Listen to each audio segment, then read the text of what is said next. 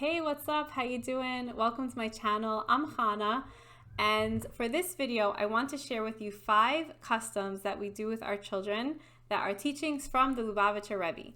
Now, these customs are not specifically Lubavitch, they're really for all Jews, but because they were brought into the world by the Rebbe, a lot of Lubavitchers do them, and I want to give you a little bit of a glimpse into our life as a Chabad family. So let's get started. First custom that is a teaching from the Lubavitch Rebbe to do with our children, and this really starts when we're in labor, is to hang up a Shir Lamalot card. It looks like this. Shir Lamalot is the first word of the psalm. This is Psalm 121 in Hebrew. And we hang it up while we're in labor wherever we are giving birth. Like for my home births, it was in the room, hung up right outside the room on the door post. And in the hospital, this was also hung up in the hospital room. And it's just a prayer for protection. If you read the English of Psalm 121, it's a beautiful psalm for just extra protection. And then after the baby's born with our newborns, we just hang this up wherever they are, like on their crib, their car seat. I'll show you. This is our baby's car seat.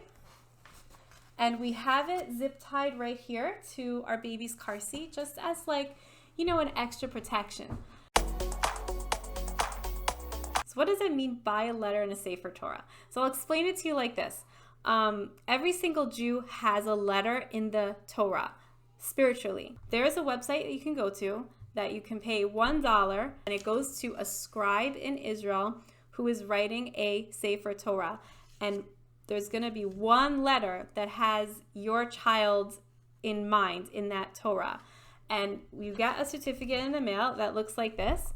And what this says is that in the book of Exodus, in the Parsha of Vayera, there's one letter that is my daughter's letter. And we hang this up on her wall. And the hope is that she sees this and she feels proud that she has a part in the Torah. It's called a chelak, right? Every single Jew has a part in the Torah, has a letter in the Torah, and this is like a physical reminder of that.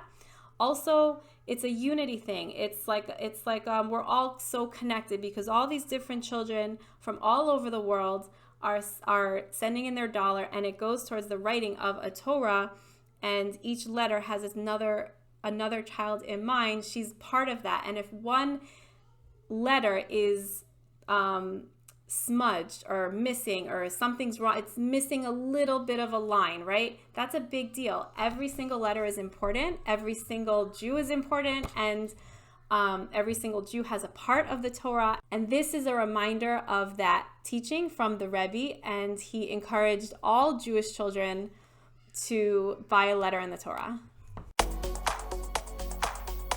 Maybe you've been to a Chabad event where there were children and they gathered the children together, and maybe like one child got up on stage and they said Torah, and then everybody in the crowd said Torah, and then the child said Siva, and then everybody said Siva, right? And it's a whole big long thing of different words and different verses, and they repeat back to each other. That's called a children's rally. And what they're saying is that these 12 verses from all different parts of the Torah, and they were picked by the Rebbe for children to memorize from the time, well, we say it to our baby while they're inside, while they're in the womb, but from the time they're newborn throughout. I mean, I even say the 12 Pesukim myself as an adult, right? But from the time they're born, throughout their childhood, and then into adulthood, God willing, these 12 verses should be memorized so that there's always Torah on their lips.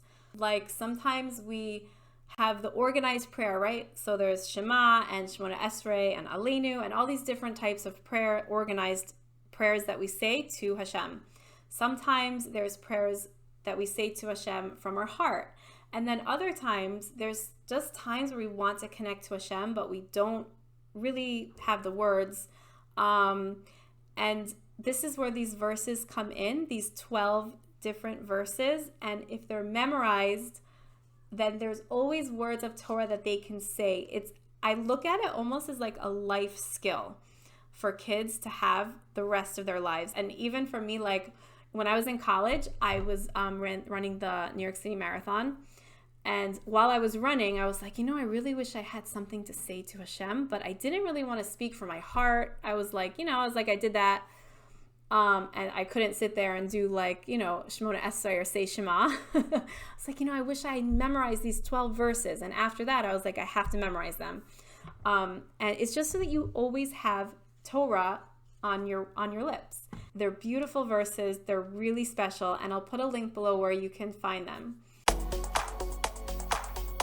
Fourth teaching from the Lubavitch Rebbe, this is something we don't do with our kids, and that is not to have non-kosher animals on our children's clothing, on their toys, or on their books. And every family has their own variation of what is acceptable and what's not acceptable. And the reason for this is because we want to surround our children with as much holiness as possible. The Rebbe was very specific about these little details, like a little, like a little bear, right, on their shirt, in the corner of their shirt. Like he was very specific about these little details having an effect on the soul of the child.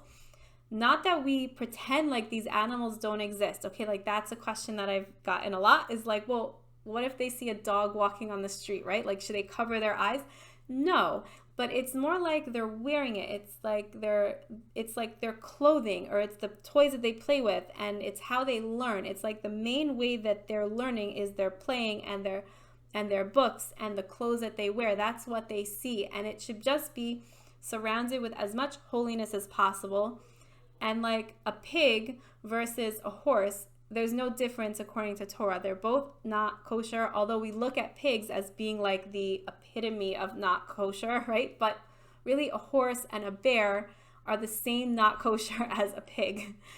And the Rebbe was very particular that Jewish children should be surrounded by as much holiness as possible, and that included non-kosher animals. This is not something that we impose on other people. This is something that's really for our family and for our children. So like, we have I brought some stuffed animals to show you. We have like our cow and duck, and we have giraffe. Like when we go to the store, for a little cow, when we go to the store and we're looking for clothes, it's almost like my eye, like I see like I don't know, like a little monkey or like a ladybug or something on the pajamas. My eyes just look at it and I'm like, okay, nope, next. Like it's not a choice. It's just not a choice for us to buy clothes with not kosher animals on it.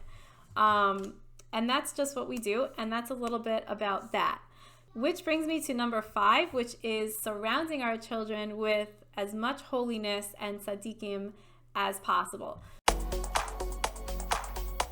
So for example, picture of the Rebbe, right? We have that on our walls. If you go onto my house tour, I have a house tour up here on my channel, you'll see I have lots of artwork on our walls of different tzaddikim, and the Rebbitzin is up there as well. And that is because we want our children to see holy faces, holy people.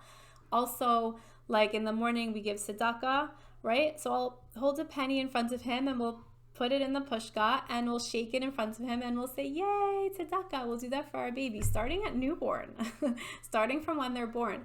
Sukkos. So we had the lulav and esrog, we put it in front of our baby and we, just shook it and said, yay, shake the lulav, right? And that starts from the time they're newborn all throughout, right? Throughout childhood, and God willing, it should carry on into their adulthood. Hanukkah time, all of our children have always had their own menorah starting from when they were born. Not that they light it themselves, but we hold them and show them the flames and show them, yeah, this is your menorah. We're lighting the menorah, right? Get them involved in mitzvahs, and that starts the time that they're born. Also, like a lot of times toddlers and babies will take books off the shelves, and they're holy books, right? And we don't want our holy books to touch the floor because, we right away pick it up and give it a kiss. That's a baby's way of playing with Hashem, is by like taking off the holy books from the shelves and like stepping on it, right? No, we don't want them to rip it. We want to teach them to respect our books, pick it up and give it a kiss, but we're not like alarmed by it. We're not like, oh my gosh, no, that's holy, you can't touch the ground. Like, it's like, oh, wow, that's so cute. Baby playing with Hashem.